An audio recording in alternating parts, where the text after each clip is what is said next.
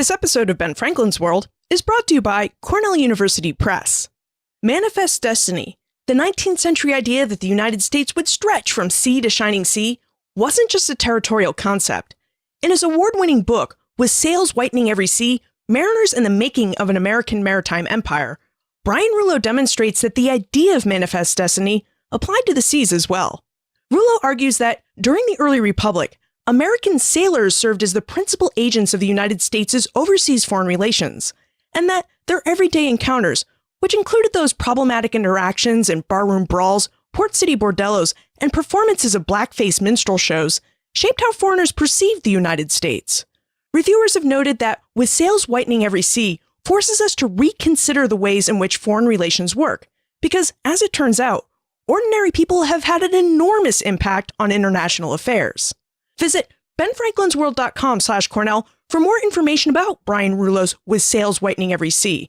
And remember, when you visit the website, to look for and use the promo code 09BFW because it'll save you 30% off titles published by Cornell University Press. Welcome to Ben Franklin's World, a podcast about early American history with Liz Covart. The study of history is key to understanding who we are and how we can affect a better future. Ben Franklin's World will introduce you to historical people and events that have impacted and shaped our present-day world. And now, here's your host, Liz Covart. Hello, and welcome to episode 120 of Ben Franklin's World, the podcast dedicated to helping you learn more about how the people and events of our early American past have shaped the present-day world we live in. How do you build colonies without women? Most of the first colonial adventurers who set out for Jamestown, New France, and Colonial Louisiana were men. They left England and France to seek their fortunes in North America, and in return, the governments of England and France hoped that they would settle and establish English and French settlements in North America. But again, how do you build a colony without women? How do you get the men to stay in North America without companionship and without helpmeets to do the domestic work of housekeeping, cooking, and laundry that the men had grown accustomed to back in Europe? Today, University of South Carolina law professor Marcia Zug takes us through one of the solutions that both England and France used to build their North American colonies: mail-order bride programs. During our conversation, Marcia reveals information about colonial Jamestown, New France, and Louisiana and their mail-order marriage programs, details about why women were interested in participating in mail-order marriage programs, and the role mail-order marriage programs played in American westward expansion during the 19th century. But first, did you know that episodes now feature a complimentary episode list? With over 125 episodes, Ben Franklin's World now has enough of a back catalog for me to suggest past episodes that pair well with current episodes. For example, this episode features information about Jamestown and New France. This makes episode 79 with Jim Horn, who also discusses details about colonial Jamestown, a great compliment. As is episode 108 with Ann Little, who discusses the life of Esther Wheelwright, a New English girl who's taken captive by Native Americans, who finds her way to New France, where she becomes Mother Superior of the Ursuline Convent in Quebec. So if you're ever looking for more information or context about the topics we're discussing, be sure to check out the show description for the episode you're listening to in your favorite podcast app, or on the show notes page for that episode, because that's where you'll find a list of episodes that will complement what you're listening to. Ready to learn more about early American mail-order marriage programs? Let's go meet our guest historian. With tidings and wisdom to share about our early American past, here is this week's special guest. Joining us is a professor of law at the University of South Carolina Law School. She specializes in family and American Indian law, and her latest research, which focuses on the intersection of family and immigration law, produced a book, Buying a Bride, an engaging history of mail-order matches.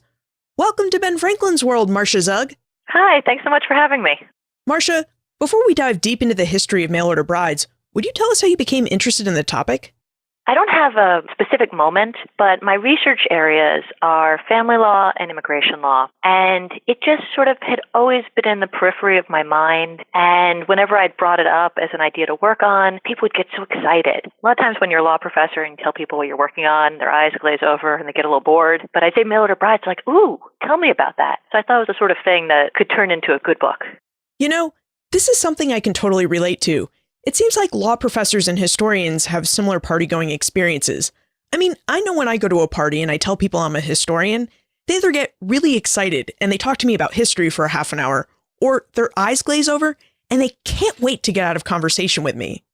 But back to the topic of mail-order brides. How far back in history does the custom of mail-order brides go? That's a good question. It's hard to say specifically. What tends to lead to mail-order marriage is when you have a big gender disparity in the population.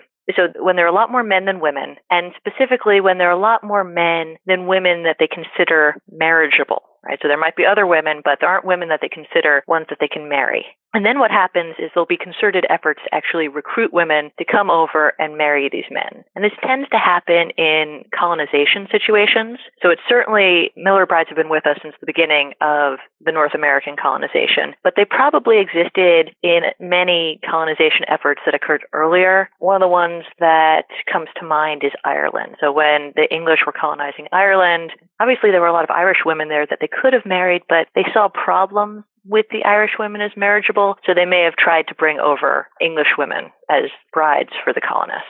You just noted that a community may deem a woman as unmarriageable.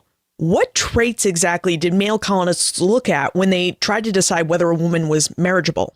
Well, it depends, obviously, on the society that you're in. In America, a lot of it has had to do with race. If the women were, the right background, the right race, the women who tended to be considered unmarriageable in the United States were the American Indian women. So there were plenty of them, and I'm going to talk a lot about gender disparities in the colonies, but when I say that, I really mean the gender disparities in terms of white men and white women. There were plenty of American Indian women who were around during this period, and marriage to them was actually considered a problem. And that's part of the reason why you get mail-order brides, is to stop these men from entering into relationships with Indian women. You've hinted about the fact that mail-order marriages have had a long history in North America. In fact, in your book, Buying a Bride, you've dated the beginning of mail-order marriages to the settlement of Jamestown, Virginia. So, would you tell us about Colonial Jamestown and how and why the settlement there developed a mail-order marriage program? Well, there are two different types of colonies at the beginning. You've got your northern colonies and your southern colonies. And the northern colonies are not having a recruitment problem. These are the Puritans, people who are coming to escape religious persecution. They bring their families. Things are so bad back in Europe that they're going to stay. No matter how bad they might be in Massachusetts, they're in for the long haul. So you don't have a problem getting women there. But in the southern colonies, it's very different. You don't have the same sort of religious motivation factors. You have people coming to the southern colonies for economic reasons. And what happens is they come over to the southern colonies. They want to make their money, but things are also pretty terrible. At the very beginning, there's a lot of starving, a lot of disease. So the men who come over aren't that committed to staying. And then when they don't have women to marry, they don't really put down roots. So you get the system where the men are coming over, they're going to spend a few years here, they're going to get their money, and then they're going back to England to get married. And that's fine for them, but that's really a bad situation if you want to set up a permanent settlement, to have this rotating band of colonists, none of whom are around very long, not really invested in the future of the colony. So you have this problem where you have the southern colonies have a hard time recruiting permanent settlers in general, and they have a particularly hard time recruiting women because rumors about how bad things are in Virginia get back to England really quickly. The first set of colonists, die real fast. Not all of them, but a lot of them. And a lot of the women back in England are like, no, this just doesn't seem like a good plan. We're not going.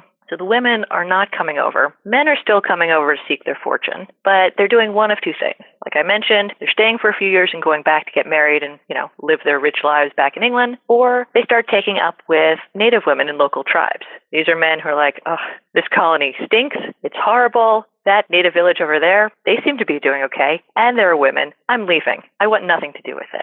And, the early Jamestown tries a lot of things. Desertion is a hanging offense, but that doesn't stop the men from leaving. So they're deserting in droves. And this also has political implications, because if you're trying to justify colonization based on the superiority of your culture, your religion, all of these things, yet your colonists who are supposed to be bringing this superior stuff have decided that the culture you're intending to conquer actually looks a lot more appealing, you have a problem with the moral basis for colonization. So for all of these reasons, Jamestown decides something really needs to be done, and quickly. We've spoken with other historians, and they've told us that back in England, there were men who promoted the colonies by writing such wonderful things about North America, like how many fish swam in its lakes and rivers, and how there was an abundance of wildlife that lived in vast expanses of forests with different trees that could easily be cleared to create great farmsteads. But I have to tell you, Marcia, you've talked a lot about starving and disease. I mean, you're not exactly selling us on colonial Jamestown. So how did colonial promoters or Jamestown colonists sell women on the idea that they should migrate to Virginia?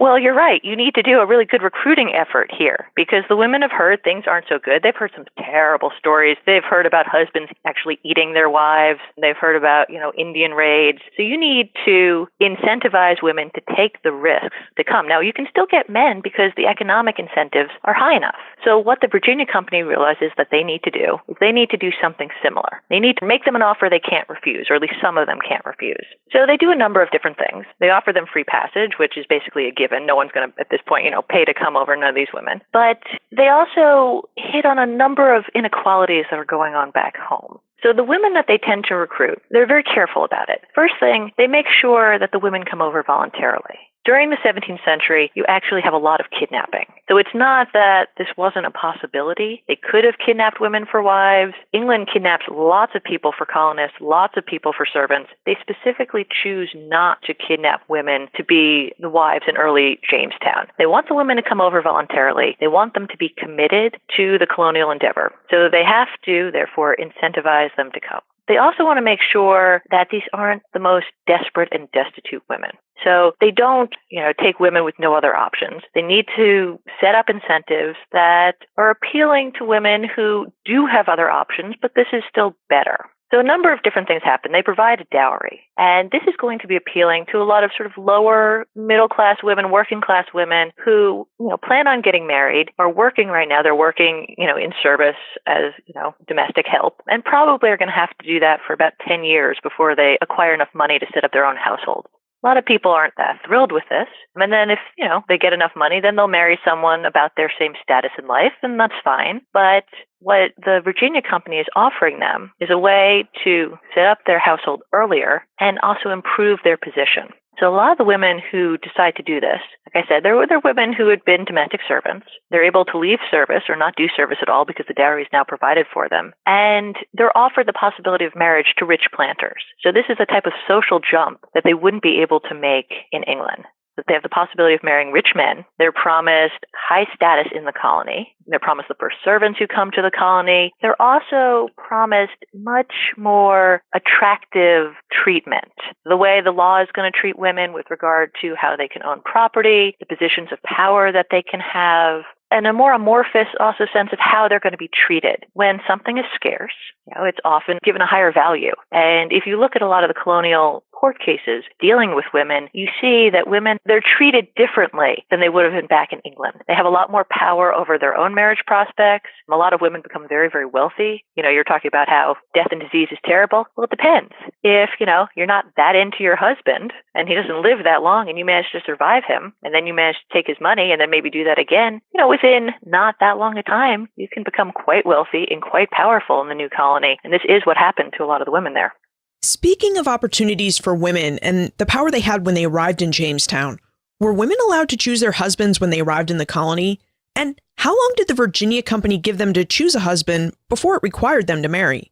Well, they didn't have to marry. The Virginia Company made it very clear that it's up to the women, that they have to come voluntarily, that they do have their choice of marriage partner, and, they can take the time that they need to get married. They're not going to be rushed into marriage. They'll provide them with food and shelter until they're ready to get married. The company feels fairly confident, though, that most of these women are going to want to marry and that they're going to do so fairly quickly. So the Virginia women are often referred to as tobacco wives. And there's a rumor in the, Miller bride circuit, if you will, about how, these women were bought because there was a payment that the men have to make to the Virginia Company to reimburse the Virginia Company for the women's passage. So they're required to pay 120 pounds of good leaf tobacco when they get married. And a lot of people see this as buying the women. But what you also notice if you look look at the rules, the Virginia Company says that the women can marry whoever they want. If they marry a man who can afford to reimburse the passage, great, these men have to pay the company, but it's up to the women. And there's a line about how, if the women are so unwise as to, bestow their affections on poor guys, well, sucks for us, but we'll just have to deal with it and hope that he becomes rich later and maybe can reimburse us. But they make it very clear that the women have the right to choose whatever men they want, even if these men, can't reimburse the passage of the women over to the colony, and that it's up to the women to decide who they'll marry. Now, this wasn't really much of a risk. I think we're thinking a little bit about, modern day ideas about love and affection. But if you think about 17th century marriages, most of them really were about economics anyway. Most of the women who are going to be doing this are doing it to improve their marriage prospects, not for romance. So when the women come over, most of them are going to be thinking, what husband will provide the best life, has the best marriage prospects, economic prospects. And they tended to choose men who were going to be wealthy and would be able to reimburse the company for their passage. And that's what, most marriages were at this time. This wasn't something specific about mail order marriage. Most marriage was an economic partnership. The idea of marital love really had not come into play yet. Love was actually seen as an inconvenience in marriage and could hurt your bargaining power. If you actually love the person you were trying to marry, then you might not get such a good deal in the marriage. So, was the Virginia Company correct? Did women choose to marry fairly quickly after they arrived in Jamestown? And did they really improve their economic status through marriage? Most of them did marry quickly, and I would say yes with the caveat that Virginia was still not a great place, so a lot of the women died. For the ones who died, obviously it was a bad call. For the ones who survived, though, colonial women did quite well. Southern colonial women were often very wealthy, very powerful, so much so that you actually hear like the legislature in Maryland complaining about all these wealthy widows and, grumbling, oh, maybe we should make them get married because they have too much power and, influence and we don't like this, but there's nothing they can do at that time. So there's grumbling about the power of women, but you actually see them asserting it during this period with not much that the government really does to take it away. So there are a bunch of cases having to do with breach of promise to marry. And one of the things that's so interesting about them is these kinds of cases happen in England at the same time, but usually you see women bringing the cases because the person who brings the breach of promise to marry case is the one who thinks they've been hurt by the fact that the marriage has been called off. And in Virginia, you're seeing men bring it. So the men are upset because the woman has called off the marriage. It's the woman who is in the position of power, who's rejecting the man, and the man's been hurt by this. And, there's a big case that I write about in the book where all the facts are on the side of the man. He's awful, the Reverend Pooley. He's a horrible person. You don't blame Cicely at all for dumping him. Basically, she's a recent widow. He proposes to her while her husband's body is still warm. She says yes, but she also knows that this looks pretty bad. So she says, can we just, keep it on the down low, not tell anyone that, we're getting married at least for a little bit. He doesn't respect her wishes at all. Immediately starts broadcasting it all over the place that they're getting married. She's rightfully annoyed. She breaks up with him. He brings the breach of marriage suit. He should win because they had promised to marry in front of witnesses.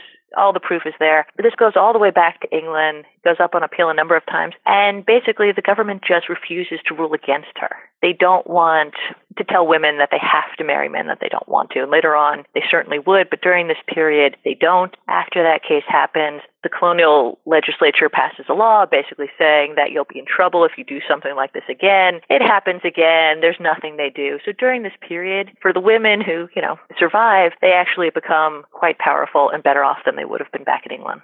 Now, like Jamestown, New France also developed a mail-order bride system to bring women to its colony. Marcia, would you tell us about New France and why the colony found a mail-order marriage program necessary? Well, it starts for a lot of the same reasons that you get one in Jamestown as well. You have a situation where you have a pretty big gender disparity. You have all of these French male colonists who come over. Very few French female colonists come over. And what starts to happen is that the men start marrying Indian women. And one of the differences between New France and Virginia is that originally the French colony encourages intermarriage. They actually think this is a good thing. They think that this will be a great way to to both, assimilate and convert the local Indian population. They're so convinced in the superiority of French culture. It doesn't work out this way. What happens is all of these French colonists go, you know what? I really like Indian culture. It's way better. There's an interesting exchange where early on in the colony's history, a group of Jesuit ministers are meeting with a group of Huron leaders to talk about intermarriage and how it's worked. And the Hurons are like, this is great. Your Frenchmen are making great Hurons. And the Jesuits are just appalled. They're like, no,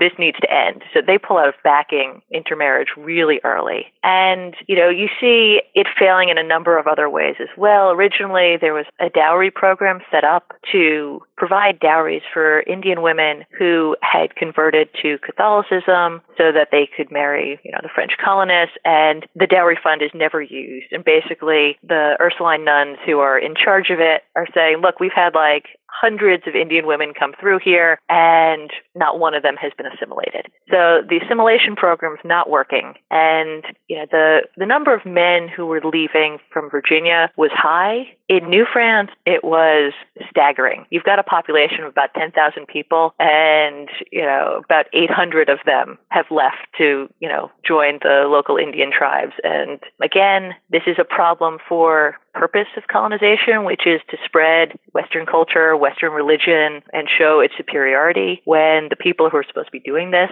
are leaving, it hurts your colonization efforts. So for all of these reasons, both for population growth and for, colonization in general, we have a problem. And the colony says, we need to do something. What the colony wants is for France to send a lot of new colonists in general, both men and women. And one of the differences with the French colonies and the English colonies is that France is a lot more reluctant to send people in general. England seems a lot more on board with getting rid of its population and sending them over to the colonies, but France needs their people more. So what they decide to do is they say, no, we're not going to send you a lot of people. We're going to send you a large group of marriageable women. They'll be high quality. We're going to increase your population through natural means.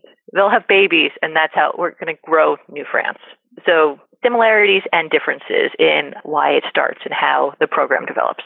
What were the backgrounds of French women who decided to migrate to New France? And when they arrived in the colony, did they have similar marriage choices as their Jamestown counterparts? There are a lot of similarities. I'd say the French women, it worked out even better, I would say, for them. Part of it's the program's bigger. Jamestown has about 140 mail order brides. The filles de roi, the French mail order brides, there are about 800 of them. So this is a pretty big program. France is committed to this. And, again, the similarities, they give them dowries, they give them free passage, they give them the promise of their pick of men. The New France colony is nicer than Jamestown. People don't seem to be dying as badly there. Most of the women do survive, and their impact is staggering. There's a study that shows that about 3/4 of the genetic makeup of modern-day French Canada is a result of these 800 women. So the king was right. They came over and they had babies. And they had so many babies that, they are the founding mothers of New France. In terms of, what they get out of it, a lot of the women are the same kind of lower middle class, working class women who, see an opportunity, see a way to improve their situation. One of the things that is interesting about New France, which you don't see in Jamestown, is you actually get quite a few noble women. So the Jamestown women, a number of them, out of the 140, about 8 of them seem to have connections to sort of minor nobility. In New France, you actually have so many noble women signing up that the governor of New France starts getting annoyed because he says he doesn't have enough, captains and, generals and people for them to marry, that, they need to stop coming because we can't quite accommodate them all. But the idea that they thought that this was a good opportunity for them, is clear in the numbers that were trying to come. And, they're coming for the financial incentives. They're coming for the freedoms. So again, like in Virginia, but perhaps even more so, the laws in New France are very protective of the women. Treat them well and treat them well in a way that you don't see happening back in France. So some examples of that in terms of freedom from social structures, stereotypes, oppressive kind of ideas about women.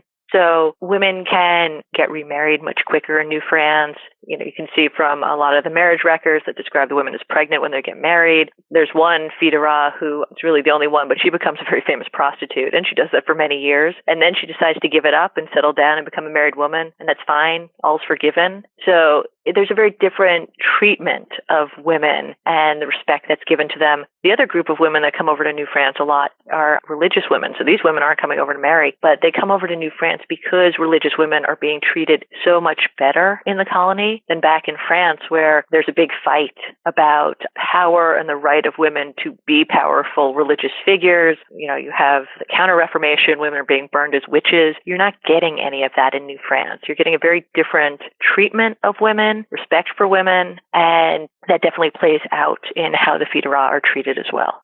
Did the better treatment of women in New France have to do with the fact that there just weren't as many women in New France? Oh, yeah. I definitely think that has a lot to do with it. They have power, they can negotiate, and there's not that much that the men can say against it if they want to get married, right? So one of the things that's really interesting and also different than when compared with Jamestown is most of the Fidera sign marital contracts. So when you talk to people about mail order marriage, one of the things that people always seem concerned about are, you're marrying someone that you don't know. Maybe you're going to be exploited, taken advantage of. All of these concerns are legitimate concerns. But in New France, 90-some-odd% of them sign these premarital contracts specifically to lessen the risks of marrying a stranger. And the contracts do a number of different things. I mentioned that the women are all given a dowry before they get married. And one of the things the contracts will do is it makes sure that if the couple separates, the women get to keep their dowry money, which would not necessarily happen without these contracts. And some of them are even more favorable than that. They say not only would they keep their dowry, but they'd have a certain percentage of the property as well. Things that you just tend not to see in marital contracts in France. It's not that you couldn't see them, but women back in France just don't have the bargaining power to get those concessions from the husbands. In New France, there are more men than women, and the women have other options. If you're not going to sign the contract showing that, you promise in the case of separation to treat her fairly, she's going to move on. And, she has the time to negotiate. She's not forced into a marriage. She's allowed to wait as long as she needs. A lot of the women really date for a while. And again, this is different than what you would see back in France, where most of them actually, they may know the man that they're going to marry, but there's not much courting going on during this period. In New France, they actually have the time and ability to meet these men and change their minds. One of the things you'll see if you look at this history is that a lot of the women enter into multiple contracts with multiple men. So you see, one of them thinks, oh, this guy looks good, and she starts dating him. They sign a contract, but then something happens, and she breaks off the contract with him, and she signs it with another man. Wait, maybe not him. Goes back to the first. So she has the time to decide whether or not this is a good deal for her, is in her interest, and this is someone that she actually wants to marry. And it probably puts her in a much better position than she would have if she was marrying back home. The mail order marriage system proved to be so successful in New France that the French tried to develop a similar system for Colonial Louisiana. Marcia, would you tell us about Colonial Louisiana and about its mail order marriage program? I've been telling you about two success stories, and Louisiana is definitely not one. And it's their fault. It starts out very similar. Again, you have a situation where men outnumber women. The men, they're not staying long. A lot of them are dying too. Louisiana is definitely not as healthy as New France. Some of them are leaving to intermarry with native women. So the colony is very small. One of the big differences as well, and the thing that's freaking France out, is that by this point, the American colonies are thriving and they're expanding and they're pushing at the borders. They don't actually know how small Louisiana is, but if they actually get into an armed confrontation with them, there's going to be problems. And Louisiana knows this, and they know they need, a rapid increase in population. So all of these things are making them very nervous. And, they want to try the mail order bride program, but they do it differently. So, they do a similar type of recruitment. They offer women lots of incentives to come over, dowries, free passages, promise to, marry the men of their choosing. What they leave out is how terrible it is in Louisiana. The women don't realize. And when they do the recruiting effort, they actually make Louisiana sound like a utopia. There's a lot of talk of like bread and honey and how everything's wonderful and you'll come over here and you'll just be a queen. And, the women back in France are actually competing for a slot. They think it's so desirable. So, the first group, they get over to Louisiana right as the starving times are beginning. And the women are appalled. They've been lied to. They're enraged. They immediately try to get back on the boats and go back to France. The captains actually bar their way. The women are prisoners. They've been lied to and they can't leave. And they rebel to an extent. There's something that's often called the Petticoat Rebellion. And if you read the history around it, you can see that their concerns are just not taken seriously. They have every reason to be enraged. They've been treated horribly. But in the letters from the government that actually talk about the Petticoat Rebellion, they talk about how the women are displeased with the food because it's not as tasty as the food that they're used to in Paris. So they're just being difficult, but we've been able to subdue their concerns by teaching them how to spice foods according to the Indian style, and now they're okay with everything. So they really downplay their role in the women's anger and take no responsibility for it. But that doesn't mean that word doesn't get back to France. So even though the women don't get back to France, word does get back to France about how terribly the first set of mail-order brides have been treated. And now Louisiana has a problem because no other women want to sign up for Louisiana's mail-order bride program. And Louisiana is still majorly struggling with population, desperate for more women. They managed to get like another 12 mail-order bride recruits, but these are desperate women. These are poor, destitute, starving, sick women. And what's shocking is that though these are the only women they managed to get, they still don't appreciate them at all. You read the account of the women's voyage over to New France. They're treated terribly. They're made fun of. They're called ugly. And, there's a lot of talk about, about their looks. There's a lot of talk about their virtue. It looks like the captain may have raped one of them, but they blame it all on the women. And then they get to Louisiana and basically no one wants to marry them because, according to the accounts, they're just not pretty enough. So a couple of them marry, the rest are left, destitute, living in misery, and pretty much die off quickly. And that's the end of the voluntary mail-order bride program in Louisiana. Then they turn to forced immigration. What exactly did forced immigration mean? I mean, did the French government really force women to migrate to Louisiana and to marry its men? Yeah, so that second group of mail-order brides, all the accounts about why that failed was because they're too ugly. They say, had they been pretty enough, it wouldn't have mattered. Nothing else would have mattered. And they're basically paving the way to allow the forced immigration of female prisoners. The previous programs we've been talking about, Jamestown and New France, they cared very much about the virtue of the women. They cared very much about the voluntariness of it. The women had to have letters of recommendation from their priests at home saying that, they're of good moral character and all of that. In Louisiana, they ditch all of that. They decide that the Louisiana men just care if they have a nice face and a good figure, and everything else doesn't matter. So they start conscripting women from the Paris penitentiaries. And for all the reasons that the previous programs didn't do this, all those problems happen now in Louisiana. The women who come from the penitentiaries are not willing. They're not committed to the colonial endeavor. The ones who do make it over, they do one of two things. They either turn around and get right back on the boat as soon as they can, or they're like, oh, okay, well, now I'm in Louisiana, but I'm still going to be a prostitute, a thief. I'm not going to settle down and be a nice housewife. So there are a lot of accounts about how these women were just running rampant and ruining the colony, and this was the worst idea that anyone ever had. The real tragedy about it is that very few of the women actually even made it. Thousands of women were recruited to do this or forced to do this, and most of them died en route. These are women who are already pretty sick, and this was the last straw. So, thousands of women, and then you have a few hundred who actually managed to come over. So they're not saving Louisiana. They're causing more problems for Louisiana. And basically, the Louisiana mail-order bride program is a failure.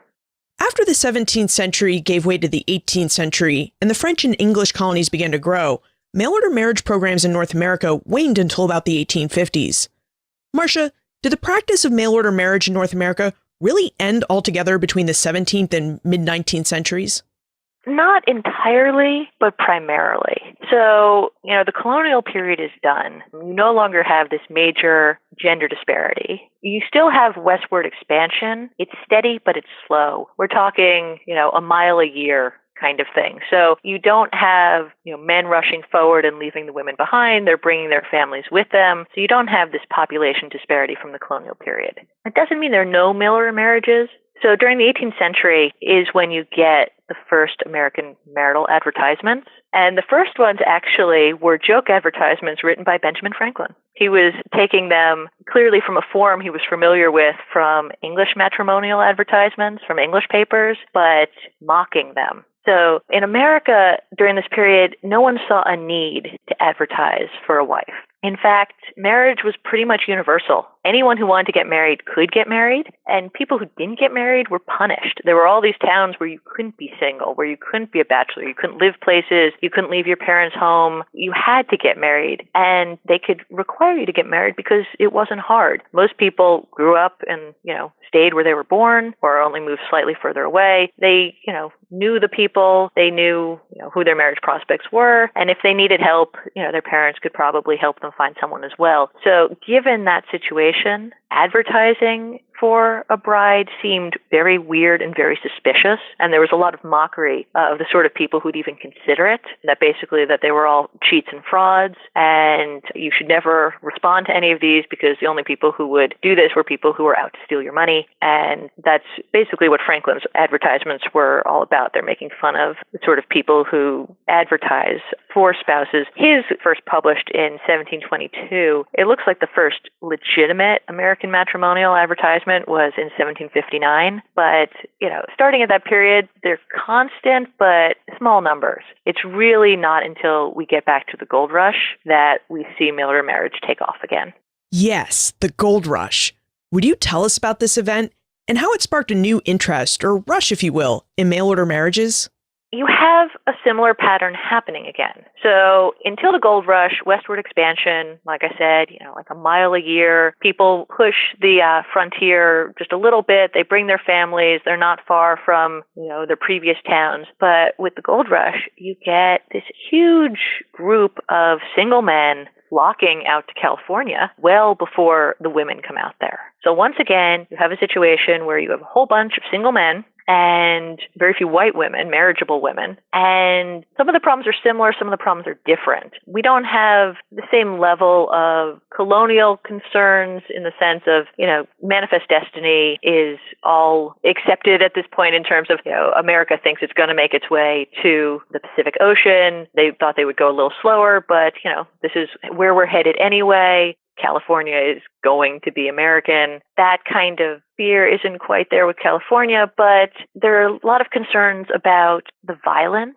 that's going on in California. This isn't really how they wanted to settle the West. What had been happening before California was a very orderly, family-oriented expansion. People move west with their families. They set up new towns. They set up government slowly. And then instead, what's going on with California is that all of these men rush over. A lot of them are very, very lawless. A lot of them are very, very violent. And this is worrisome for a lot of people. And the solution that a lot of people hit on is that we need women. This is the beginning of basically of the Victorian period, right? And the idea of women as a civilizing influence, hearth and home. In order to make these men safe, we need to marry them. But in order to marry them, we need white women out there so that they can marry them. So, that's all well and good, but again, you need to incentivize the women to come. So why do the women come? Some of the same reasons, but some of them change a little bit.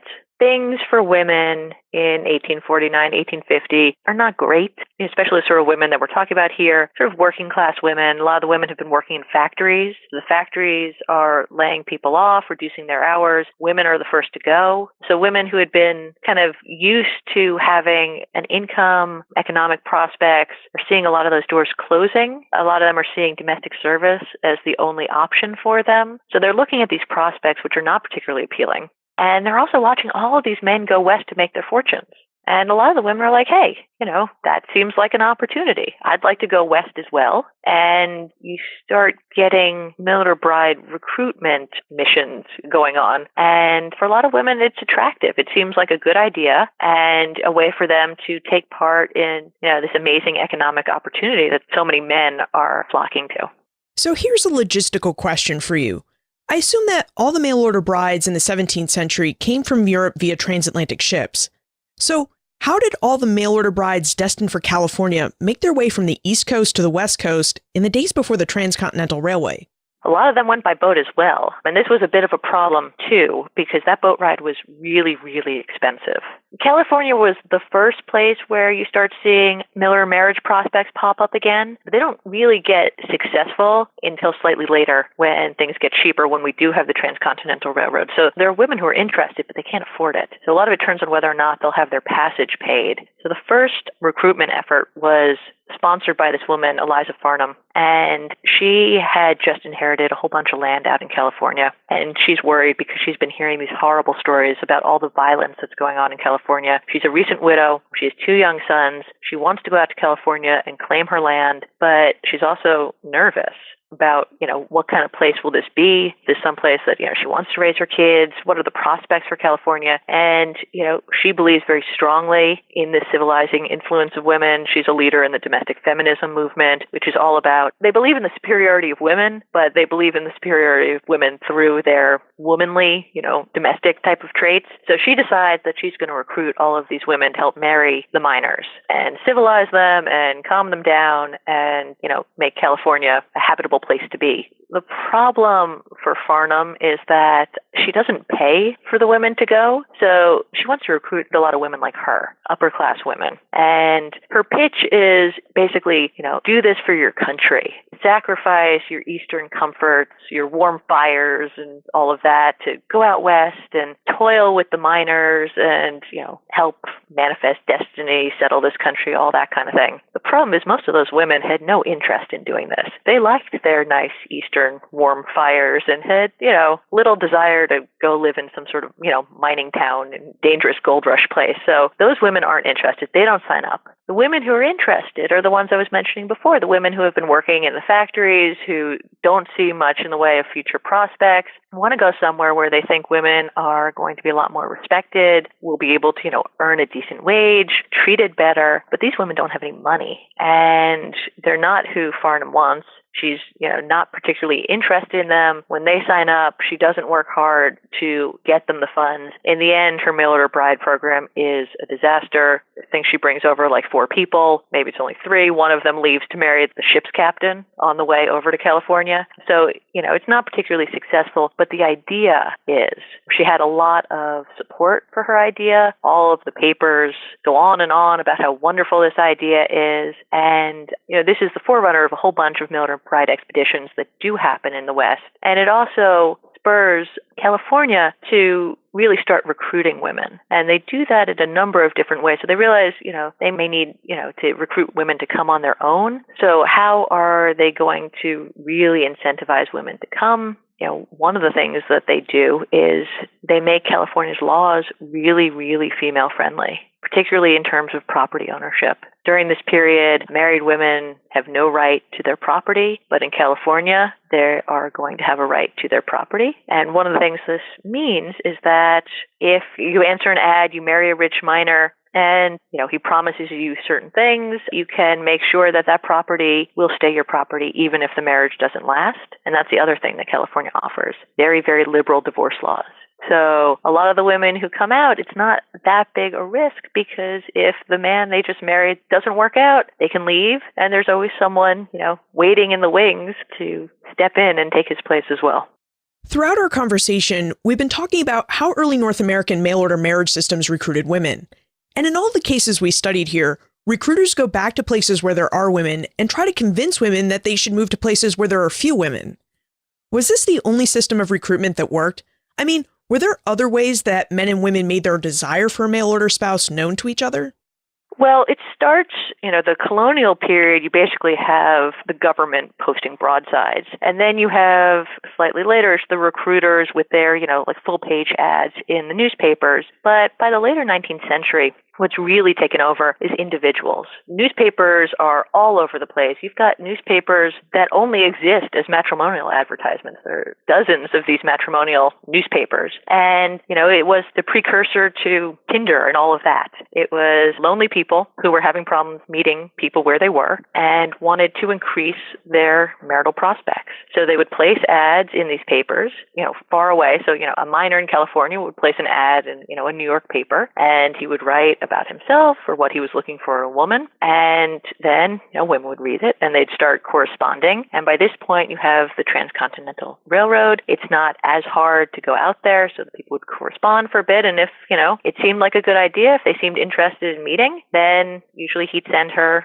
a ticket and she'd come out. And the papers during this period are also full of all of these stories, both good and bad, of these Miller marriage meetings. So, the woman gets off of the train and he's there waiting for her and, it's love at first sight, or she takes one look at him and decides, nope, I'm getting right back on that train.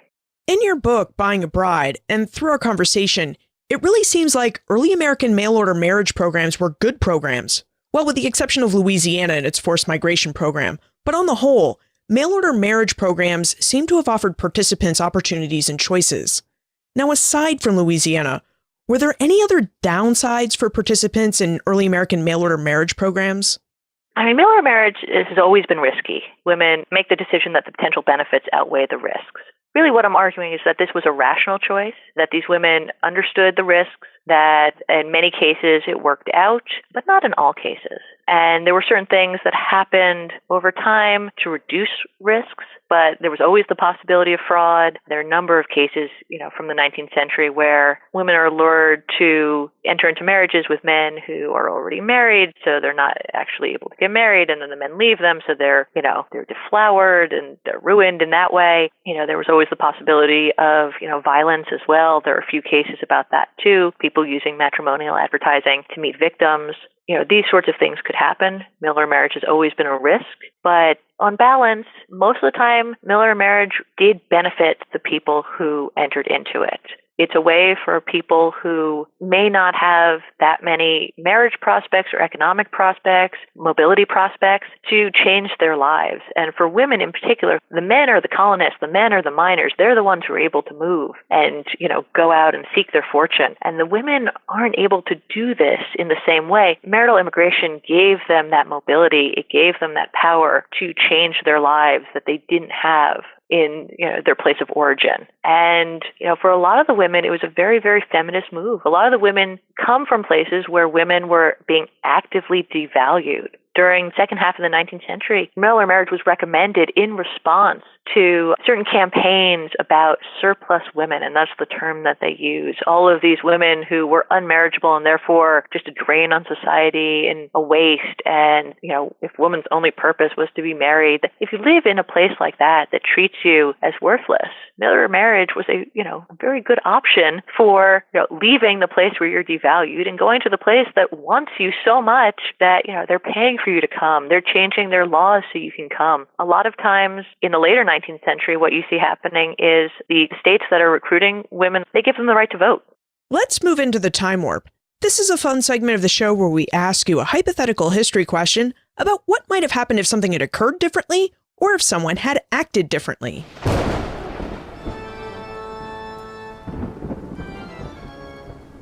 The time warp. Historians can't predict the future, but they can speculate about what might have been. In your opinion, what might have happened if mail-order marriage programs had not developed in North America? How would this settlement and European colonization of North America been different? That is such an interesting question. I think the biggest difference would have to do with intermarriage with Native women. A lot of what Miller brides did, and the big reason that they were recruited, was to prevent the colonists from intermarrying. So if we're going to assume that getting rid of Miller brides would have increased intermarriage, the question is, what would that have done? One of the things that's different about the United States from a lot of other countries in the Western Hemisphere is that we did have so much less intermarriage with the Native population. What that would have done is hard to say. It might have simply made, a more complicated racial class system. So you would have, a mestizo class that was less than white, but higher ranked than African Americans and full American Indians. It's also possible that it actually would have changed, white Indian relations. That, maybe, just speculating, maybe some of the worst atrocities wouldn't have happened. Maybe land would have been taken less through battles and, fraud and more through intermarriage. And maybe this would have been better. It's hard to say exactly, but I think that's where the change would have been. How would it affect modern American American Indians, if we'd still had the reservation system, if we would have still had, all of the awful Trail of Tears and the allotment system and termination, it's very hard to know. But I do think that if there had been more intermarriage, there might have been a hope that some of those things wouldn't have happened. Marcia, what aspect of history are you researching now? Well, I have two possibilities. One has to do with bride smuggling, looking at the history of it. I do immigration law, I do family law, and immigration law often keeps people out, but people are often creative in trying to get people in. So mail order marriage is a way to legally bring people into this country. But what happens when you can't bring your spouse in? What are the laws that prevent that? What are the ways people have gone around it? Is that marital fraud? And how has it changed the people you're trying to keep out and the ways people have creatively brought their family members in?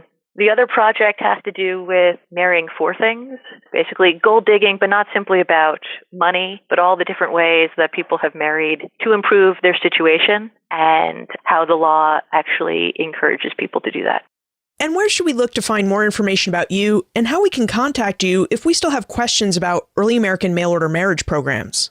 Well, you can always contact me by email. My email is Zug, Z-U-G, @law.sc.edu. And most of my articles are on SSRN, the Social Science Network. Marcia Zug, thank you for taking us through the early American world of mail-order marriage. Thank you very much for having me. It was fun. How do you build and establish colonies without women? The answer is, you can't. Women were integral to the establishment and building of European colonies in North America. Without women, colonies teetered on failure. Because few men wanted to stay in North America without women. They wanted companionship, families, and someone to do all the domestic work that women did back in Europe. Plus, governments wanted and needed women in their colonies. They recognized the civilizing or calming power that women had on men. Plus, when men and women live together, they tend to procreate. And having lots of French and English babies sustained colonies, promoted their growth, and spread the reach of European culture. Also, how about the Filles de Roi, those mail-order brides of New France? They were truly the founding mothers of French Canada. Now, as Marcia pointed out, it wasn't enough to simply bring women over to the colonies. When forced to migrate, as they were in colonial Louisiana, colonial maintenance and growth programs by mail-order marriage failed. Women had to want to migrate to make these programs work. And if you wanted to encourage women to migrate, you needed to offer them better opportunities, which, from the 17th through 19th centuries, included increased legal rights and protections. Look for more information about Marcia, her book, Buying a Bride, plus notes for everything we talked about today on the show notes page, benfranklinsworld.com/120. If you're interested in discovering more about early American sailors and how they shaped the early United States' foreign relations, don't forget to check out Brian Rouleau's With Sails Whitening Every Sea. You can discover more about this book by visiting benfranklinsworld.com/Cornell. And if you like what you read, be sure to use your special promo code 09BFW because it will save you 30% off this title and more from Cornell University Press. Finally, what do you think about the early American mail-order bride programs we just learned about? Do you think you would have attempted to participate in one of these programs had you lived in the early modern period? Send your answers to liz@benfranklinsworld.com, tweet me @LizCovart, or post a comment on the show notes page or in our listener community on Facebook. And remember, never leave till tomorrow that which you can do today.